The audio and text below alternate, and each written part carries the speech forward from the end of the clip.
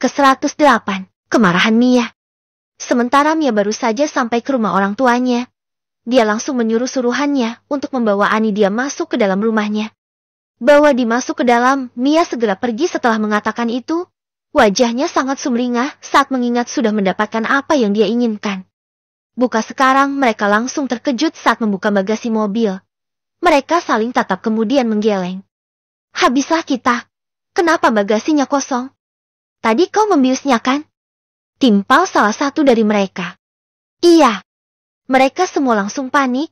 Apa yang harus dikatakan kepada Mia soal kejadian ini? Mia yang duduk di ruang tamu terus melihat ke arah keluar menunggu mereka membawa Anidia.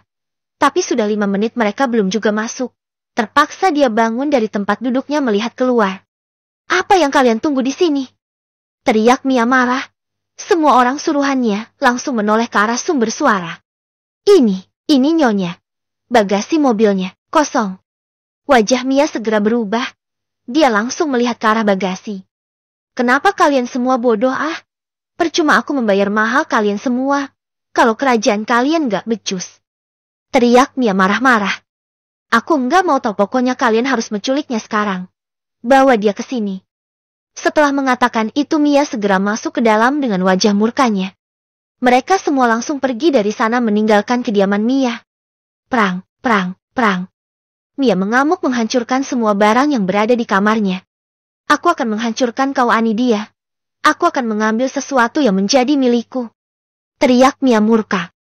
Sementara di mansion Alfano, dia sedang mengelus perut istrinya sampai tertidur. Setelah membantu istrinya melepas pakaiannya dan membersihkan maaf istrinya itu, saat di hotel tadi Alfano benar-benar ketakutan saat istrinya hilang. Dia sangat takut kehilangan bayi dan istrinya. Berulang kali Alfano mengecup wajah istrinya.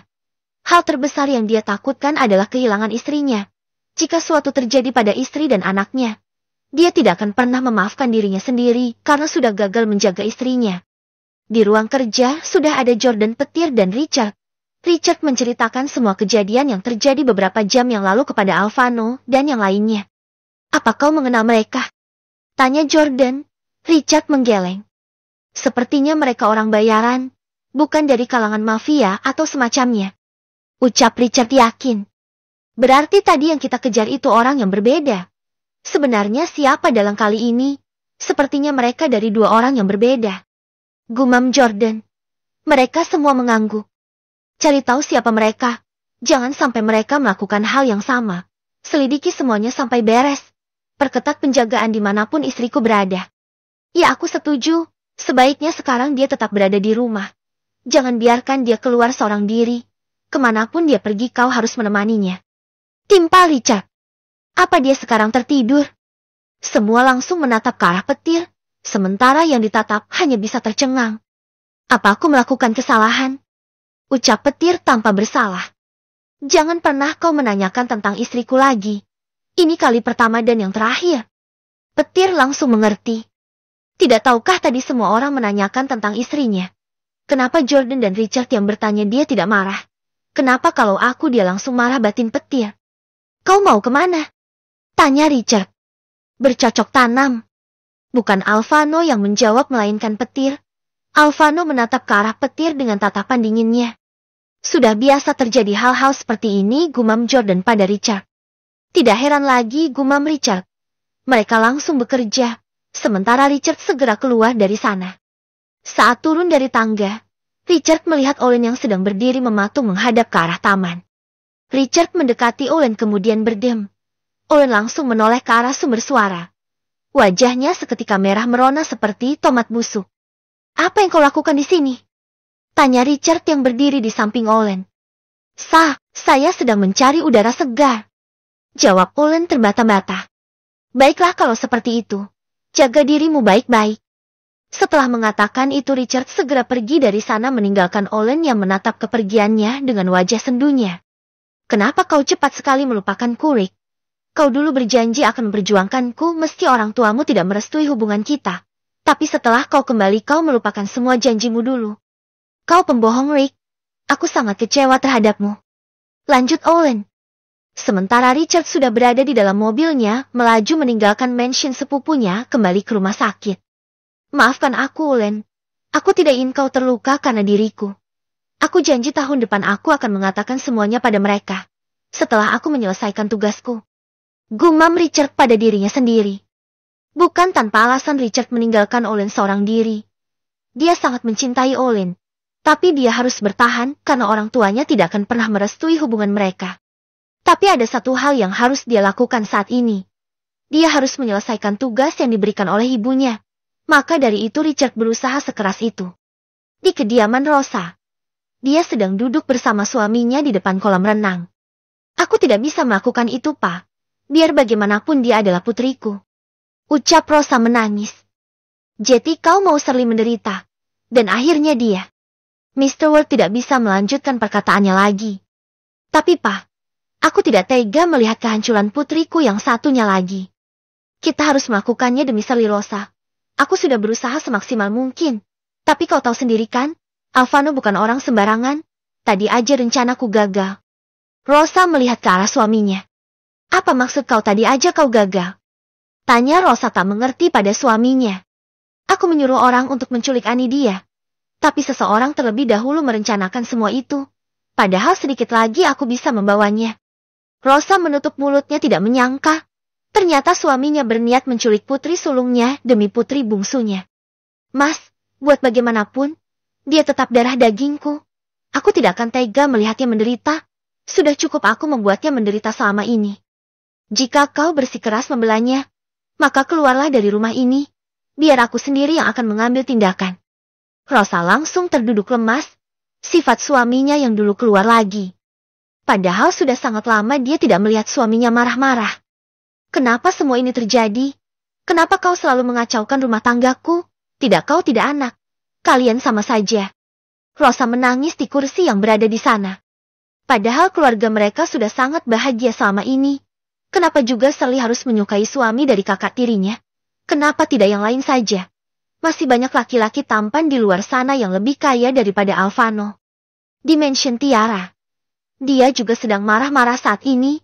Kenapa juga Anidia harus dipublish oleh putranya? Kenapa semuanya jadi begini? Kalau gini caranya aku tidak akan pernah dekat lagi dengan putraku. Gumam Tiara marah. Saat ini dia sudah benar-benar tidak memiliki apapun. Hanya mansion itu yang dia miliki. Perusahaan peninggalan almarhum suaminya sudah dikuasai oleh Max. Sekarang dia sudah tidak memiliki apapun. Aku harus melakukan sesuatu sekarang. Aku harus pura-pura baik dengan Anidia. Aku juga akan meminta Anidia untuk menyuruh membujuk Alvano untuk mendapatkan kembali perusahaan peninggalan ayahnya. Tiara mengguk mantap. Setelah itu dia segera naik ke atas kamarnya. Ke 109, kembar. Keesokan paginya, Anidia terbangun saat merasakan perutnya yang merasakan gejolak yang luar biasa. Wuih, wuih, wuih. Alvano yang mendengar istrinya muntah-muntah segera bangun melihat keadaan istrinya. Baby, apa kau baik-baik aja? Alvano segera membantu istrinya memegang rambut dan mengelus punggung istrinya itu. Alvano seketika langsung panik. Anidia yang sudah mengeluarkan semua isi perutnya seketika langsung lemas. Aku tidak apa-apa, Al. Ucap Anidia dengan wajah pucatnya. Kita ke rumah sakit sekarang. Alvano segera menggendong istrinya ke ranjang mereka. Tidak perlu sayang. Yang ada kalau di rumah sakit aku makin tambah stres. Alvano mengikuti permintaan istrinya itu. Aku akan menyuruh dokter Diana ke sini. Alvano hendak mengambil ponselnya. Tapi tangan Anidia segera menahannya. Aku mau makan buah. Apa kau bisa mengambilnya? Alvano seketika langsung mengangguk. Mau makan buah apa, baby? Aku akan menyuruh Holland membawanya ke sini. Anidia menggeleng. Aku ingin kamu yang ambil buahnya. Tidak mau dari orang lain. Alvano segera tersenyum. Baiklah Tuan Putri, aku permisi dulu. Anidia terkekeh melihat tingkah suaminya. Tidak menyangka mafia kejam yang sangat ditakuti oleh orang-orang sangat lembut di depannya. Kamu beruntung mempunyai Dedi sepertinya sayang. Sehat-sehat di dalam sana. Mami akan menantikan kelahiran kamu. Anidia mengusap perut ratanya dengan penuh senyuman. Sementara di bawah, semua pelayan terkejut melihat majikan mereka masuk ke dapur. Tidak ada yang berani bersuara apalagi menanyakan sesuatu.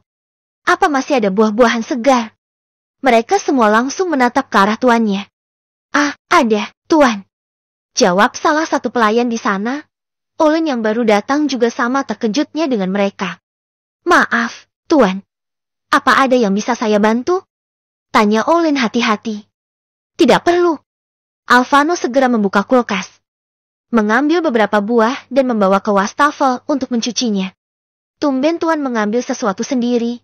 Biasanya dia selalu minta Olen atau Bianti membawanya ke atas. Mungkin lagi mantau kita.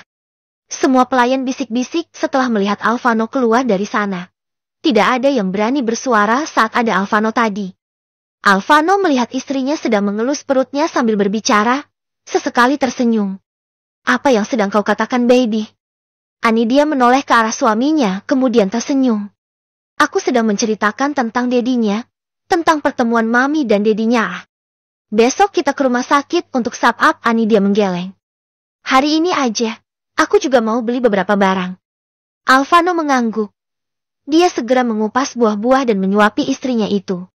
Boleh nggak aku kemakan ayah nanti? Ucap Anidia yang sedang mengunyah buah. Alvano yang melihatnya tersenyum. Boleh sayang, apapun untukmu. Alvano mendekat ke arah perut istrinya kemudian mengecup perut istrinya itu dengan penuh kelembutan. Kamu juga ikut makan sayang? Masa cuma aku yang makan? Alvano mengangguk kemudian menerima suapan istrinya. Akhirnya mereka saling suap-suapan satu sama lain. Setelah selesai Anidia segera mandi untuk siap-siap ke rumah sakit. Alvano sudah menelpon menyuruh dokter Diana untuk menunggu mereka. Alvano dan Anidia mandi bareng. Dia membantu istrinya mandi dan menggosok seluruh tubuh istrinya itu. Setelah selesai, Alvano segera melangkah dengan menggendong istrinya. Al, aku bisa jalan sendiri, turunin aku di sini sayang. Alvano tidak menghiraukan perkataan istrinya. Dia benar-benar sangat menjaga Anidia. Sampai hal sekecil apapun dia pantau. Kita sarapan dulu baby, Anidia mengangguk. Mereka langsung ke meja makan yang sudah disiapkan oleh Olen. Aku makan ini aja ya. Alvano melihat ke arah piring istrinya. Selembar roti tawar yang diolesi coklat. Ya baby, asal ada makanan yang masuk ke dalam perutmu. Alvano juga makan selembar roti tawar yang sama dengan istrinya. Kok kamu juga makan roti sih? Ucap Anidia tak percaya. Biar sama, maminya makan roti. Dedinya juga. Balas Alvano santai. Anidia menggeleng kepalanya. Untuk apa juga pelayan capek-capek maska kalau cuma makan roti tawar? Aku ingin puding. Apa ada? Alvano menoleh ke arah Bianti dan Olen yang berdiri di sana. Mereka juga sama-sama menatap ke arah nyonya kecilnya. Apa kalian mendengarnya? Mereka semua segera menelan ludahnya kasar. Kalau enggak ada enggak masalah juga. Aku ke rumah sakit dulu. Kalian bikin puding coklat dan vanila. Nanti saat aku pulang aku akan memakannya. Mereka langsung mengganggu. Untung nyonya kecilku ini sangat pengertian. Kalau tidak habislah aku dan yang lainnya, batin Olen tersenyum. Setelah makan, mereka segera meninggalkan mansion menuju ke rumah sakit tempat kemarin Anidia dirawat. Rumah sakit terbesar kota New York. Alvano dengan hati-hati mengemudi. Di belakang dan depan ada beberapa mobil yang mengikuti mereka berdua. Anidia sendiri tidak merasa keberatan dengan pengawalan tersebut, karena dia sendiri tahu siapa suaminya itu. Tak lama kemudian mobil mereka tiba di rumah sakit mewah tersebut. Alvano segera membawa istrinya itu menuju ruangan yang sudah disiapkan oleh Dr. Diane dan Richard. Mereka menunggu Alvano di depan ruangan dan membungkuk badannya memberikan hormat. Mereka segera masuk ke dalam untuk memeriksa. Hanya Dr. Diana yang diizinkan masuk. Richard yang sepupunya saja tidak diizinkan untuk masuk. Mereka baik-baik saja. Usianya sudah memasuki 3 minggu, mereka masih terlihat sangat kecil. Saran dari saya, Nyonya tidak diizinkan melakukan hal-hal yang bisa membuat mereka bahaya. Anidia dan Alvano saling pandang. Maaf dok, maksudnya mereka apa ya? Dr. Diana langsung tersenyum. Dia baru ingat belum mengatakan pada mereka berdua kalau Anidia hamil anak kembar. Mereka kembar Nyonya. Maaf karena kemarin saya tidak memberitahunya. Alvano tersenyum kemudian mengecup kening istrinya itu penuh kasih sayang. Apa ada pantangan makanan atau sebagainya? Tanya Alvano. Kalau pantangan sih tidak ada tuan. Kalau Nyonya ingin makan sesuatu berikan saja. Hanya saja tidak boleh makan makanan yang pedas. Itu saja sih. Alvano mengangguk. Apa kami bisa? Apa aku bisa menyentuhnya? Wajah Anidia seketika langsung merah merona. Anidia mencubit lengan suaminya itu. Alvano hanya tersenyum ke arah istrinya itu. Kalau itu, sebenarnya sih bisa-bisa saja, tapi tidak diizinkan mengeluarkannya di dalam. Tapi sebaiknya jangan melakukan hubungan terlebih dahulu. Anda harus bersabar sampai usianya sudah besar. Wajah Alvano seketika langsung berubah. Bukan marah, tapi lebih tepatnya kecewa. Sementara Anidia langsung tersenyum melihat perubahan wajah suaminya. Kau harus bersabar demi anak-anakmu, bisik Anidia yang langsung dihadiahi tatapan tajam oleh suaminya. Dengan beraninya Anidia membalas tatapan dari suaminya itu. Dokter Diana yang melihat itu segera tersenyum. Baiklah kalau seperti itu. Ini resep vitamin yang harus diminum rutin oleh Nyonya Anidia. Alvano menerima resep vitamin itu. Setelah dari rumah sakit Anidia mengajak Alvano untuk belanja beberapa makanan. Tidak lupa juga membeli susu ibu hamil. Alvano memborong semua rasa susu ibu hamil yang ada di sana. Kamu mau bagiin ini kepada ibu hamil? Alvano menggeleng seperti orang bodoh. Terus kenapa sebanyak ini? Ini sampai aku lahiran pun tidak akan habis. Kembalikan ke tempatnya sebagian. Alvano kembali menggeleng. Baby, ini ada beberapa rasa. Kamu minum vanila di pagi hari, coklat siang. Malamnya stroberi. Seterusnya sampai habis. Anidia tidak habis pikir dengan pola pikir suaminya. Terserah sajalah. Ayo kita pulang. Alvano segera membawa istrinya ke mobil. Sementara Samuel membayar semua belanjaan nyonya dan tuannya. Setelah itu mereka segera pulang mansion. Karena Anidia sudah sangat lelah. Dia ketiduran di pangkuan suaminya, Samuel yang mengemudi mobil mereka tadi. Karena Alvano sudah bisa menebak kalau istrinya akan ketiduran saat mereka pulang nanti. Ke-110, susu buatan suami. Setelah sampai di mansion, Anidia digendong oleh suaminya ke dalam. Sampai di ruang tamu Anidia terbangun saat mencium aroma dari arah belakang. Sayang, bawa aku ke dapur. Alvano memutar langkahnya ke arah dapur. Anidia melihat para pelayan yang sedang sibuk menyiapkan makanan siang untuk mereka berdua. Aku lapar, ucap Anidia meneguk ludahnya saat melihat hidangan yang sedang dimasak oleh Olin. Siapkan makanannya sekarang juga. Istriku ingin makan. Alvano segera membawa istrinya ke meja makan. Sam, puding tadi mana? Suruh mereka untuk membuatnya, yang rasa stroberi ya. Samuel mengangguk. Ini udah bibi siapin, Non. Ada rasa coklat, vanila, stroberi, melon, dan masih banyak rasa lainnya juga. Ucap Bianti membawa beberapa cup puding yang tadi Alvano suruh buatin. Wah, cepat banget. Padahal tadi aku baru membelinya. Anidia yang melihat berbagai macam varian puding segera menyantapnya. Alvano sangat senang melihat istrinya begitu lahap saat makan. Anidia menghabiskan 3 cup puding yang berbeda varian. Setelah makan puding, Anidia duduk di meja menunggu makanan yang tadi Olin siapin. Tunggu di sini dulu ya, baby. Anidia mengguk. Setelah mengelus kepala istrinya, Alvano segera pergi ke belakang untuk membuat sesuatu. Bi, bagaimana cara membuat susu untuk ibu hamil? Tanya Alvano pada Bianti. Semua pelayan segera menjauh dari sana setelah melihat tuan mereka masuk ke area dapur. Biar bibi yang buat, tuan. Tidak perlu. Aku sendiri yang akan belajar membuatnya. Mulai sekarang ajarkan aku membuat makanan untuk istriku. Para pelayan yang mendengarnya tersenyum. Benarkah itu majikan mereka yang kejam dulu? Tapi kenapa sangat berbeda? Tanpa menunggu lama lagi, Bianti mengajari Alvano untuk membuat susu ibu hamil untuk istrinya. Alvano sangat senang saat mengetahui istrinya sedang hamil, apalagi istrinya hamil anak kembar. Berarti ada 3 orang yang harus dijaga saat ini. Bukan hanya istrinya, tapi juga kedua calon buah hatinya. Alvano membuat susu rasa stroberi. Karena Anidia tadi udah makan puding coklat, jadi dia memutuskan membuat susu rasa stroberi, agar istrinya tidak bosan. Diminum dulu, baby. Anidia melihat suaminya membawa segelas susu untuk dirinya. Siapa yang buat ini, sayang? Alvano tersenyum. Dedi Alvano. Anidia langsung terkekeh saat mendengar suaminya memanggil Dedi pada dirinya sendiri. Enggak nyangka ya kita bakal punya bayi. Padahal ibunya masih bocil. Hehe.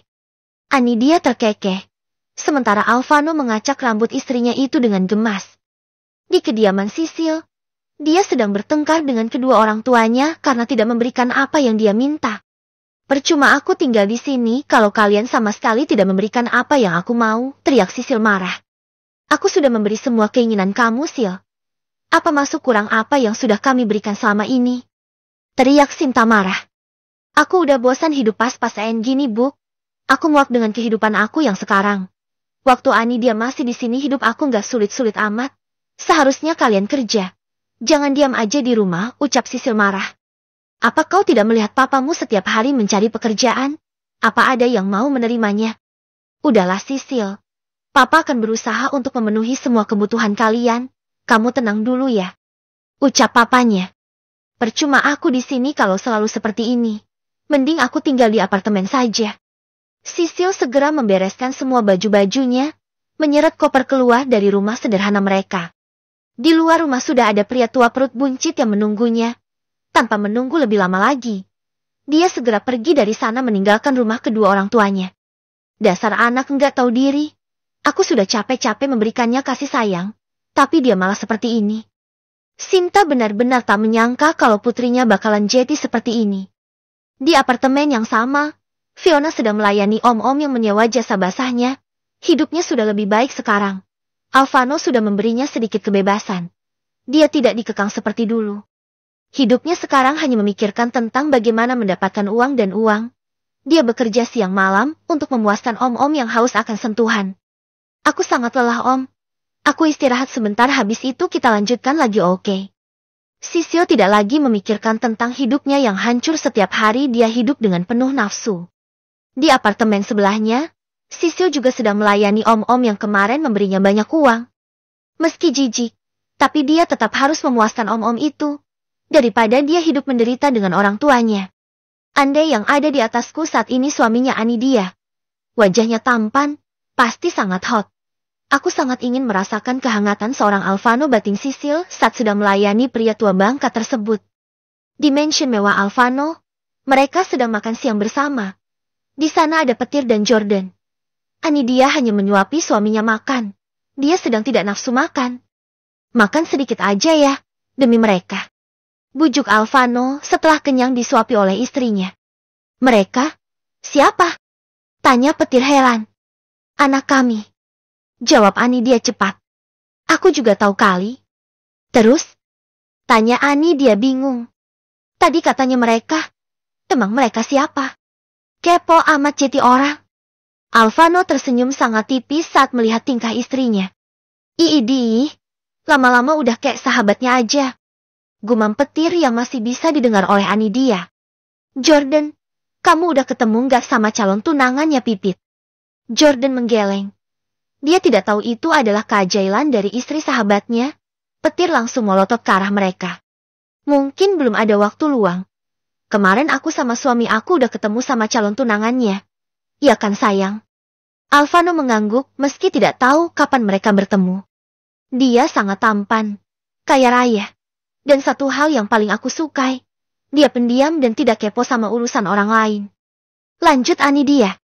Kau nyindir aku ya? Ani dia pura-pura enggak dengar dia sibuk memotong buah untuk dimakan. Lama-lama istrimu nyeselin banget tahu enggak? Alvano menatap tajam ke arah Petir. Tapi Petir sama sekali tidak takut dengan tatapan sahabat enggak. Oh iya Jordan, kemarin saat di hotel, dia juga bilang akan segera menikah. Kau dan Lisa kan udah jadian. Dia juga udah kan? Jadi kau harus urus pestanya nanti. Ani dia masih belum juga menyerah. Baiklah, nanti kalau dia udah mau tunangan hubungi aja aku. Ani dia mengguk. Sementara Petir sudah naik darah bukan main. Setelah selesai sarapan, Ani dia dan Alvano duduk di taman menikmati keindahan alam. Mereka duduk di atas rumput hijau tanpa alas. Sayang, aku pengen ke puncak. Ucap Ani dia tiba-tiba. Kita akan pergi setelah mereka lahir nanti. Tidak mau sayang. Aku maunya secepatnya. Tidak meski minggu ini. Kamu boleh bekerja dulu beberapa hari. Baru setelah itu kita pergi. Baiklah, nanti akan aku siapkan. Ani dia langsung kegirangan. Aku pengen camping gitu. Kita barbekue. Kita semua tidur di dalam tenda, di tengah hutan dan membuat api unggun. Paginya kita memancing. Setelah itu apa lagi ya? Ani dia memikirkan rencana apa lagi yang akan mereka lakukan saat camping nantinya. Alvano sangat terhibur dengan wajah serius istrinya itu. Dia hanya menatap tidak memotong pembicaraan istrinya. Biarkan istrinya berpikir. Anidia terus mengatakan, sesuatu yang membuat Alvano gemas sendiri. Anidia sudah capek mengatakan keinginannya. Dia sudah mengantuk dan mengajak suaminya untuk kembali ke kamar. Dengan senang hati Alvano menggendong istrinya itu ke kamar mereka. 111